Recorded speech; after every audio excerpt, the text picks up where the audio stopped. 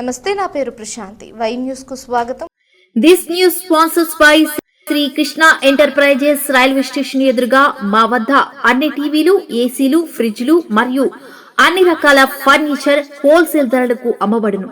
ఈ కృష్ణ ఎంటర్ప్రైజెస్ కు విచ్చేయండి. Railway station ఎదురుగా, main road, Tuni. Proprietor Tamarana Satyanarayana. Kakinada జిల్లా కాసులూరు మండలం కోలంక గ్రామంలో జరిగిన అగ్ని ప్రమాదంలో కొబ్బరి పీచు ఫ్యాక్టరీ పూర్తిగా దగ్ధమైంది. ఈ ఘటనలో సుమారు 18 లక్షల మేర ఆస్తి నష్టం సంభవించినట్లు అంచనా వేస్తున్నారు.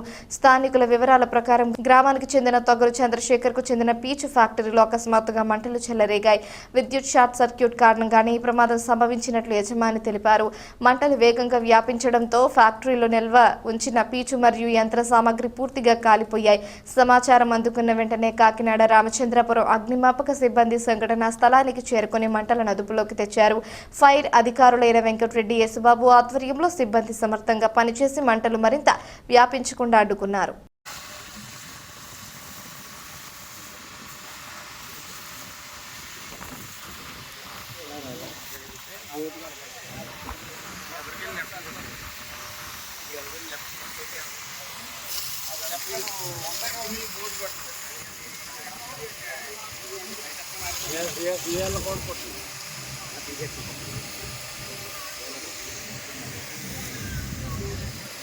నేను బోర్డు అన్నీ ఉన్నాయి. అక్కడ ఎక్కడ కరెంట్ వస్తాయి.